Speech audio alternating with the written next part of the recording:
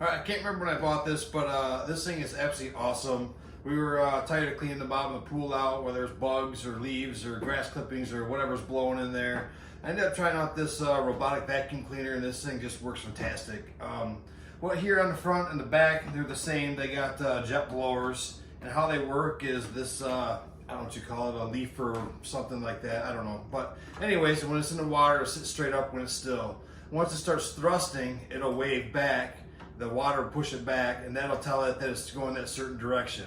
Once it hits the side of the pool, it'll stop blowing, and this will stand back up, and that'll tell it, hey, I hit the wall, it's time to reverse and go the other direction. So if it was thrusting out of here going that direction, it hits the pool, it'll stop, and that'll fall forward, and then it'll thrust, and this will thrust and start coming back the other way.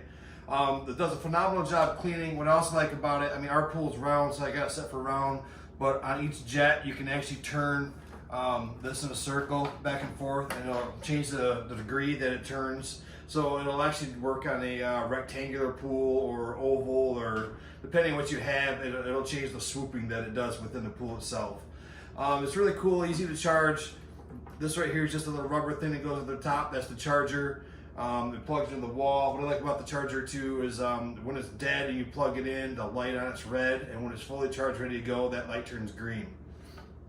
Before you put it in the water, you want to put that back on, and then to turn it on, you just go like that, and you'll get a little LED light here. It won't immediately turn on. It's got a delay to turn on, which is awesome because it allows it to sink to the bottom.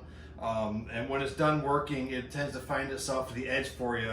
And it's got this string, so you can just reach out, grab this string, pull it out. I'll show you all this in a second. And then when you're all said and done, it's got a couple clips here on the side. And the way these jets work is on the bottom. They're actually pulling water in here and blowing it out here. And what it's got, so as it's sucking the water in and blowing it back out the jet, I don't know if that's still in the camera or not, sorry, but it comes in here, sucks up through this screen, and then ejects back out. So this screen catches everything and traps everything down here. It does a great job. Picks up a lot of bugs that get in there, like I said, grass clippings, leaves, all kinds of stuff that falls in the pool. And to put it back on, it's just got a couple clips on either side here.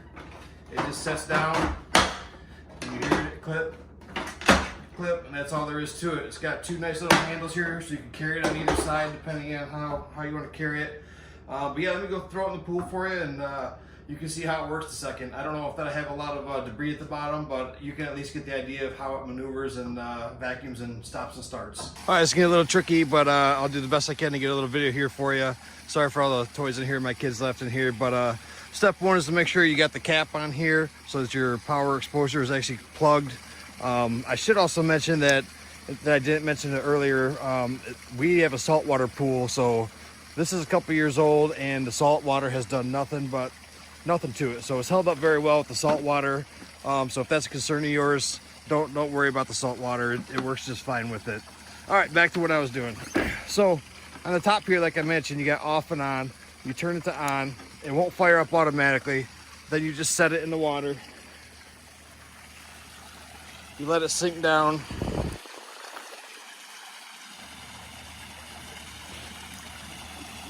It'll take a second.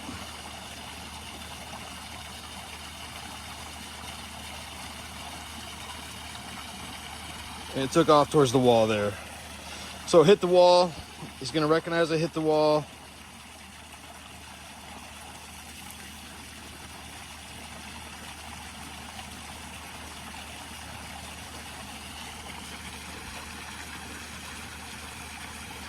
And there it goes the other direction. And as it goes, you can see that the paddle up there is kind of leaning back. I'll try to get it on its way back here for you.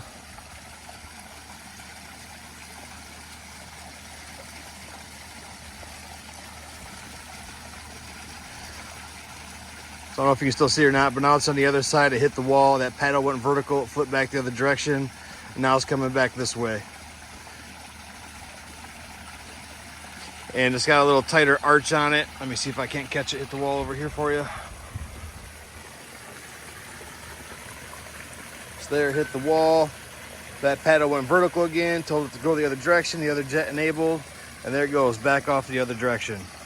It'll keep doing this until the battery is empty. It recognizes when the battery's low enough, and then towards the end there, it knows and is smart enough to just shut off once it hits the wall. That paddle goes vertical, and it knows to shut off and kill the power.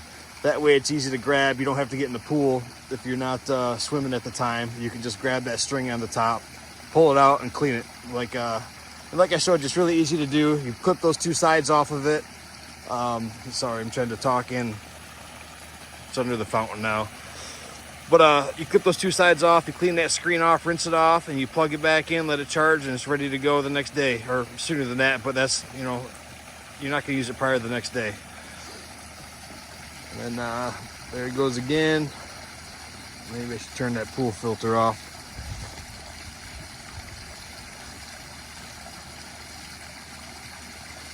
So right there, it's hitting the wall. And it's not a lot of force. You can see this is a cheap above ground pool. I've had no issues with it hurting the siding at all. Back the other way, and that's all there is to it.